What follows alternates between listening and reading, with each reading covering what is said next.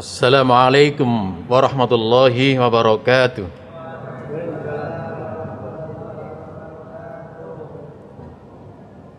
Alhamdulillah, wassalatu wassalamu ala rasulillah wa ala alihi wa sahbihi wa mawala.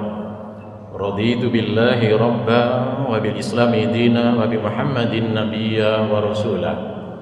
Amma ba'du, wa qala Allah ta'ala fil Qur'anil Karim, a'udzu billahi minasy syaithanir rajim. Ya ayyuhalladzina amanu kutiba 'alaikumus syiyamu kama kutiba 'alal ladzina min qablikum la'allakum tattaqun. Wa qala Rasulullah sallallahu alaihi wasallam fil hadis, man shoma ramadhana imanan wa ihtisaban ghufira lahu ma taqaddama min dhanbi. Maqala aidan man qama ramadhana imanan wa ihtisaban ghufira lahu ma taqaddama min dhanbi. Al hadis au kama qala. Hadirin para jamaah Masjid Baitul Muttaqin rahimakumullah yang kami muliakan. Terlebih dahulu marilah kita panjatkan puji syukur kita kehadiran Allah Subhanahu wa taala. Alhamdulillah, Isya malam hari ini Allah masih selalu mencurahkan karunia nikmatnya kepada kita. Berbagai macam nikmat-nikmat Allah yang kita terima, kita rasakan, dan satu dari sekian nikmat-nikmat tersebut kita masih tetap dikaruniai nikmat berupa kesehatan. Masih sehat semuanya kita gitu. Sehingga dengan nikmat sehat Isya malam hari ini kita bisa melangkahkan kaki kita dari rumah kita masing-masing menuju rumahnya Allah, yaitu Masjid Baitul Muttaqin, guna melaksanakan ibadah sholat Isya, dan sekaligus kita langsungkan Qiyamul Ramadan atau sholat tarawih. Sudah menginjak malam minggu berapa Pak? 14? Oh 13. Tapi yang pasti bukan 20 ya? Belum. Kalau 20 gelembung ya jadi. Jamaah rahimakumullah. Tadi bisik-bisik dari jamaah ini jamaahnya semakin maju, berarti ada kemajuan itu. Awal-awalnya penuh masjidnya itu. Itu biasa jamaah rahimah, tapi belum pertengahan ya. Biasanya masjid-masjid pada ditinggal jamaahnya itu kalau sudah menjelang akhir Ramadan, menjelang hari raya itu. Ada yang mungkin mudik, ada mungkin yang ribet di mana itu di toko-toko dan macam-macam. Tapi ini masih belum ada separuh Ramadan ini. Masjidnya sudah seperti ini. Mudah-mudahan yang ada malam hari ini kita bisa istiqomah gitu. Sanggup gitu? Insyaallah begitu. Lebih-lebih nanti menjelang akhir Ramadan, karena diskon Allah itu kalau bahasa tukuan itu diobral semuanya nanti di akhir Ramadan. Salah satu di antaranya diskon yang terbesar itu ada malam Al-Qadar. Jamaah rahimakumullah. Ada sebuah hadis menceritakan, hadis ini banyak diriwayatkan di Sahih Bukhari, juga ada disebutkan dalam 3 bab. Di Sahih Muslim disebutkan dalam 1 bab, di Tirmidzi juga ada, Nasai juga, Ibnu Majah juga ada. Semua ulama-ulama perawi hadis, pencatat hadis hampir meriwayatkan hadis tersebut. Suatu ketika jamaah rahimakumullah, Rasulullah sallallahu alaihi wasallam melaku berjalan dan ditemani beberapa sahabat.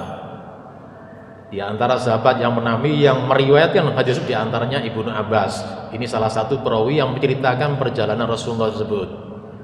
Satu lagi Abu Hurairah juga menceritakan hadis tersebut. Satu lagi kalau Anas juga menceritakan hadis tersebut. Satu lagi di antaranya juga Ibnu Umar juga menceritakan hadis tersebut. Pas di tengah perjalanan Rasulullah SAW menemukan 2 makam, 2 kuburan yang masih baru. Lantas Rasulullah berhenti sejenak, kemudian Rasulullah mengatakan, innahuma, kata Rasul, sesungguhnya kedua makam tersebut, kata Rasulullah, liyu'adzibani, disiksa penghuninya, kata Rasulullah, di dalam kubur. Fama yukadzibani fi kabir, disiksa gara-gara bukan perkara-perkara besar, bukan masalah-masalah besar, kata Rasulullah. Fa innahu kabir, tapi dosanya ini besar, kata Rasulullah. Jadi dua makam tersebut disiksa bukan masalah-masalah besar, tapi dosanya menjadi besar. Dan dosa tersebut jamaah rahimakumullah dimasukkan di dalam kitab Al-Kabair oleh Imam Ad-Dahabi dalam 76 dosa besar. Urutan dosa yang pertama yang dialami oleh penghuni makam tersebut yaitu urutan ke-31, termasuk dosa-dosa besar. Yang kuburan yang satu lagi disiksa itu termasuk diurutkan urutan nomor 46 dari sejumlah 76 dosa besar yang ditulis dalam kitab Al-Kabair oleh Imam Ad-Dahabi. Berarti bukan dosa kecil, karena dosanya diperlihatkan oleh Rasulullah ibarat kasaf. Kasaf itu Rasulullah dinampakkan yang gaib oleh Allah dan dibendengarkan kepada Rasulullah SAW. Bahkan di cerita lain, apakah kamu mendengar suara apa yang ada dalam makam itu? Tentu kami nggak mendengar ya Rasulullah. Duh, andai kata kalau kamu mendengar, kamu nggak bisa ketawa, pasti kamu akan menangis terus. Kenapa? Betapa pedihnya persisaan dalam kubur tersebut.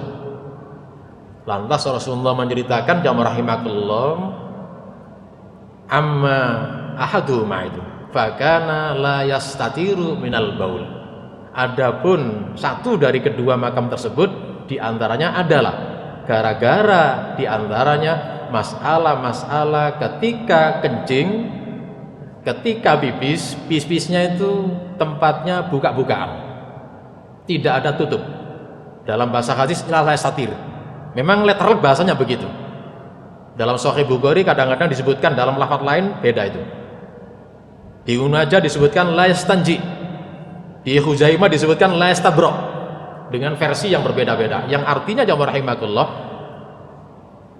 penghuni makam ini disiksa. Kalau versi lain mengatakan tidak ditutup ketika kencing, dan satu versi lain menceritakan ketika kencing, kencingnya la yastabra. Mungkin kencingnya ketika itu ditutup rapat, tapi dia ketika istinja, cewoknya istinjanya la yastabra'u, tidak bersih alias masih najis. Atau boleh jadi ketika kencing dia ditutup dan ketika kencing dia istinjanya tadi betul ya, tapi dalam sebut lain la yastanji'u. Dalam lafaz lain, dia ketika kencing tempatnya tertutup tapi dia tidak cewok, tidak yastanji, tidak istinja itu. Jadi ketika lafaz tersebut jamaah rahimahullah tidak saling bertentangan tapi saling menguatkan. Jadi boleh jadi ketika ada orang kencing, kencingnya ditutup rapat tidak kelihatan orang, tapi ketika kencing mereka nggak cewek, nggak istinja. Itu yang menyebabkan dia disiksa dalam kuburnya. Atau boleh jadi ketika dia istinja cewek tapi istinjanya nggak bersih, masih ada najis-najis. Jamaah rahimakumullah, bicara masalah-masalah istinja, masalah toharo, karena hadis ini disebutkan dalam Sahih Bukhari, disebutkan dalam 3 bab, dalam 3 kitab. Satu diantaranya disebutkan dalam bab wudhu, satu disebutkan dalam kitab Al-Adab, adab itu tokoh kromo sopan santun, satu disebutkan masalah ziarah kubur. Misalnya akan ceritakan nanti akan lebih ada waktunya ya. Kalau di Muslim disebutkan hadis dalam bab toharo, dalam bersuci itu. Artinya jamaah rahimakumullah, kalau kita melihat kejadian yang diceritakan Rasulullah SAW ini memang sebetulnya masalah sepele, bisa ditinggalkan, bisa dihindari, tapi karena tidak hati-hati jamaah rahimakumullah menyebabkan menjadi perkara besar. Kenapa? Karena penyebab yang sepele tadi disiksa dalam kuburnya. Kemudian yang berikutnya, yang satu lagi, kata Rasulullah, amma ahaduma, adapun yang lainnya kata Rasulullah itu, fakana adalah dia itu karena yamsi bin namimah, menggunakan yamsi, fiilnya fiil mudorek, artinya ini aktif. Yamsi itu berjalan, namimah, namanya anak ngadu domba, suka adu-adu. Kalau dulu jamaah rahimakumullah digambarkan wong adu-adu itu keluar rumah. Tapi sekarang gak keluar rumah, bisa orang mengadu domba itu, bisa adu-adu dengan kecanggihan apa? Nah, HP itu. Kata teman saya, Pak, HP itu Ustaz koyoke kok setan gepeng katanya gitu. Kalau nggak hati-hati. Jadi begitu sekarang jamaah rahimakumullah. Wong adu-adu ngadu domba itu sekarang nggak keluar rumah, tapi dalam bahasa yamsi bin namimah. Sehingga dalam hadis mengatakan la yadkhulul jannata namamun. Nah, menggunakan sigot mubalaghah. Tidak akan bakal masuk surga orang yang suka adu-adu. Enggak akan masuk surga. Lantas ketika itu Rasulullah SAW dalam rawi lain mengatakan fa'akhoda itu, tapi ada menceritakan dia minta tolong pada sahabat diambilkan dahan kurma yang masih segar. Akhirnya diterima Rasulullah, dipecah menjadi dua bagian. Yang satu bagian ditaruh di atas makam yang satu sebagian lagi ditaruh makam yang satunya itu. Lantas sahabat mengatakan, apa ini maksudnya ya Rasulullah itu? Kata Rasulullah, la'allahu yukhaffafu, kata. Harapan Rasulullah mudah-mudahan mereka itu diringankan adabnya itu selama malam yaisabah, sebelum dahannya kering, kata Rasulullah. Jamaah rahimakumullah, banyak pelajaran kalau kita ambil dari hadis tersebut. Jamaah rahimakumullah, pelajaran yang pertama, beristinja hati-hati. Jamaah rahimakumullah, dan pipis juga berhati-hati. Usahakan kalau pipis jangan sampai tempatnya buka-bukaan. Jamaah rahimakumullah, kalau tidak ini salah satu bagian dari lafaz hadis ini yang menyebabkan sisa kubur. Atau kalau mungkin kalau kita tempatnya tertutup, berhati-hatilah ketika kita istinja cewek. Kalau cewek kita enggak bersih dari najis, maka ini salah satu menjadi penyebab sisa kubur itu. Jamaah rahimakumullah, cerita tentang masalah-masalah tentang belajar masalah istinja, jamaah rahimakumullah, dan caranya orang seni itu bukan kesenian, pipis, jamaah rahimakumullah, itu diatur dalam kitab fikih, jamaah, sangat detail sekali itu.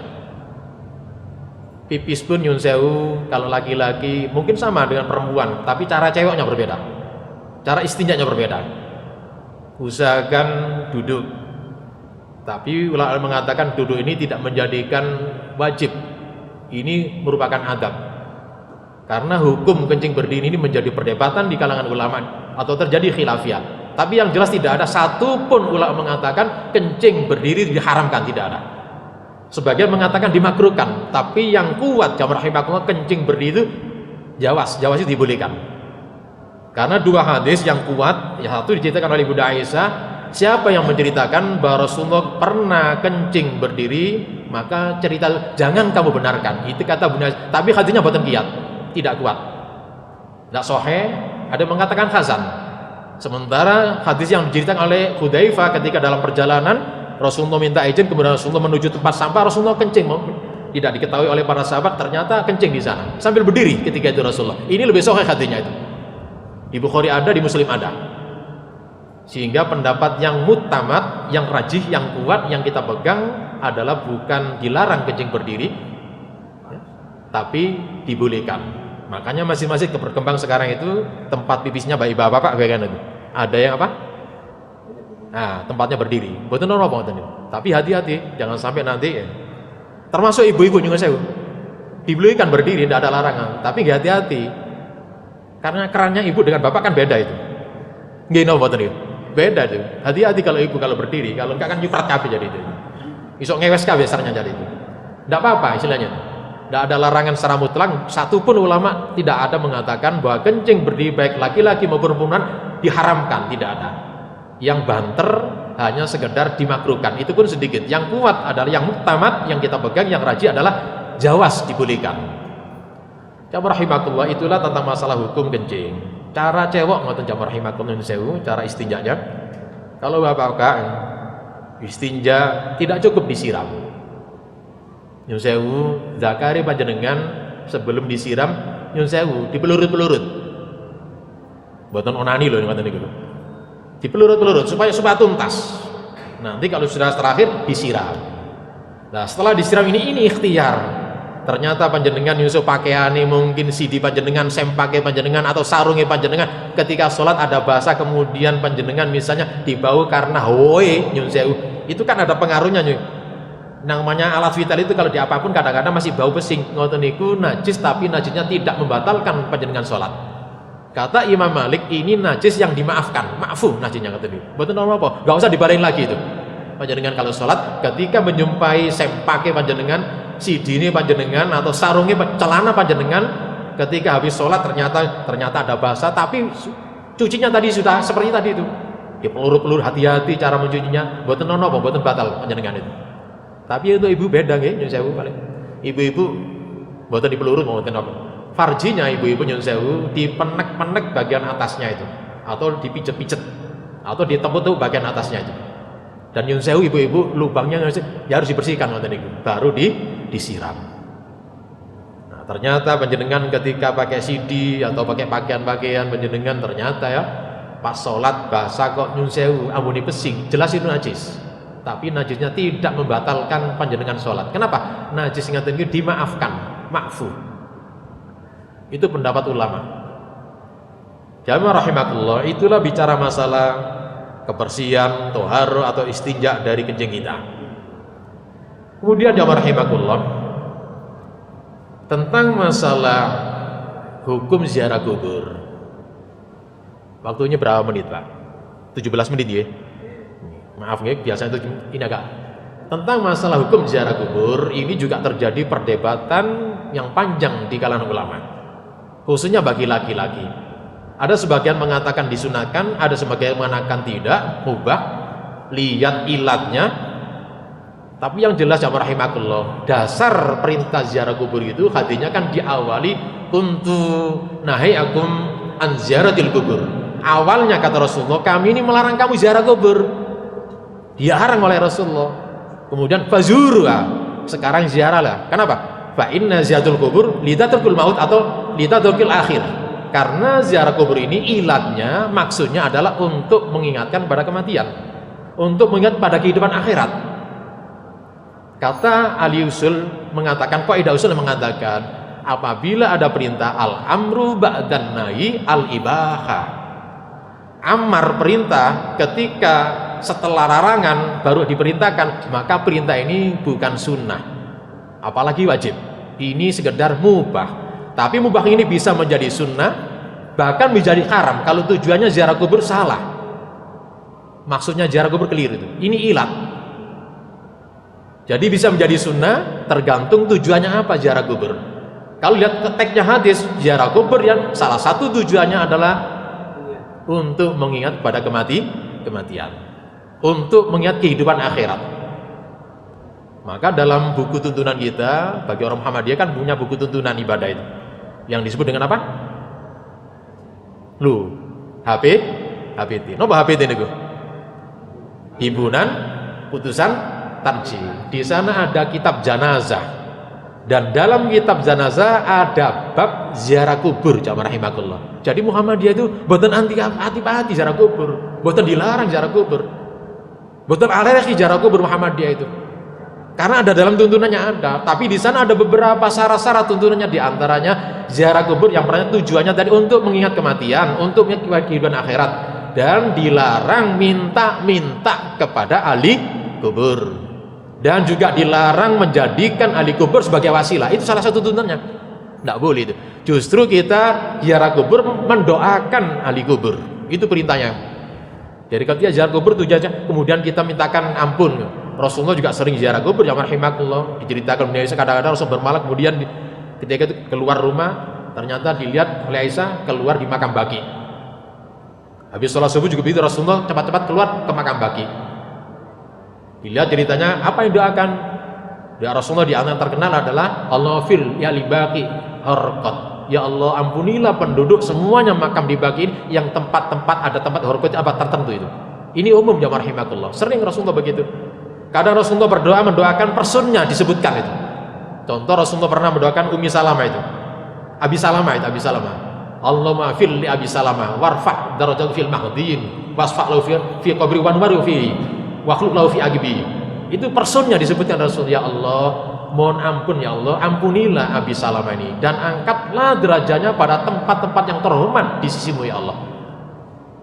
Padangkanlah kuburnya, luaskanlah kuburnya. Begitu dah Rasulullah disebutkan dalam ziarah kubur Rasulullah. Jadi intinya yang rahimahullah, ziarah kubur itu memang hukum asalnya itu mubah, tapi bisa menjadi sunnah. Tapi juga sebaliknya bisa menjadi haram kalau salah niat. Begitu pendapat Muhammadiyah itu. Jamaah rahimahullah, Itulah kalau kita bicara masalah-masalah hukum ziarah kubur. Lalu bagaimana untuk ibu-ibu? Ini juga menjadi perdebatan panjang di kalangan ulama. Sebagian mengatakan haram mutlak, terutama dari Imam Hambali dan murid-muridnya itu. Haram ibu-ibu ziarah kubur. Sementara yang mengatakan Hambali mengatakan disunatkan. Sebagian mengatakan di Imam Syafi'i mengatakan juga dikatakan dimakruhkan ziarah kubur. Kenapa ini menjadi perdebatan? Karena dasarnya satu hadis mengatakan la'ana Rasulullah sallallahu alaihi wasallam zawaratul, menggunakan segot mughalaghah kubra. Rasulullah melaknat wanita-wanita, ini domirnya itu kepada wanita, fiilnya itu zawarat segot mubalaghah, bukan sekedar ziarah biasa. Sering kali ziarah ke kubur wanita dilaknat oleh Rasulullah SAW. Itulah dasar yang digunakan oleh ulama Hambaliyah, maka ziarah kubur diharamkan di kalangan ulama Hambaliyah. Tapi sebagian lain tidak, karena perintah hadis tadi itu perintah ziarah kubur. Bagi Muhammadiyah, ziarah kubur ibu-ibu tidak dilarang. Tapi dengan catatan karena hadis ini dimuat di APT, tidak boleh sering-sering. Tidak boleh sering-sering. Sebab kalau kita merujuk kepada Ibunda Aisyah juga makam Rasulullah kan ada di rumah beliau. Setahun itu bisa dihitung nggak sampai lebih 4 atau 3 kali melihat makam Rasul. Itu Bunda Aisyah jamaah rahimakumullah. Jadi sekali lagi ibu-ibu perdebatannya seperti itu, ada yang mengharamkan, ada yang makruhkan, ada yang menyunatkan. Nah bagi kita tentunya sama dengan bapak-bapak, disunatkan dengan tujuan tadi itu untuk kita mengingat kematian dan juga untuk mengingat kehidupan akhirat, dan dengan catatan jangan sampai minta-minta kepada ahli kubur dan jangan menjadikan ahli kubur sebagai wasilah. Ini penting jamaah rahimakumullah. Dan Rasulullah SAW kalau ziarah kubur memang tidak ada waktu-waktu khusus. Misalnya mau lebaran, Rasulullah tidak pernah itu menentukan begitu. Mau misalnya puasa, megengan kata niku. Rasulullah boten ngaten niku, karena tidak ada ketentuan dalil ziarah kubur secara khusus. Memang ada hadisnya lemah, bahkan mengatakan palsu ini. Ziarah kubur bermalam Jumat itu memang menceritakan banyak hadis. Memang ada hadisnya, tapi hadis boten kiat. Maka yang benar ziarah kubur memang tidak ditentukan kapan waktunya. Pokoknya pada waktu luang menjenengan silakan ziarah kubur, karena ziarah kubur memang diperintahkan di dalam agama Islam. Yang kedua jamaah rahimakumullah, tentang masalah namimah itu. Karena dibatasi waktu jamaah rahimakumullah, saya pikir sampai di sini dulu. Tidak arif kalau saya teruskan, juga bahasannya agak panjang. Demikian jamaah rahimakumullah, yang intinya dua persoalan tadi itu mestinya bisa ditinggalkan, mudah ditinggalkan, karena tidak hati-hati menyebabkan menjadi dosa besar sehingga penghuninya diadab dalam kubur. Dan yang terakhir jamaah rahimakumullah, perbuatan amalia Rasulullah itu adalah khusus kepada Rasulullah dan tidak bisa kita tiru. Apalagi ada orang anggapan bisa mengganti, kalau pelepah kurma diganti dengan dahan lain atau dengan apa, pohon-pohon, tidak bisa itu.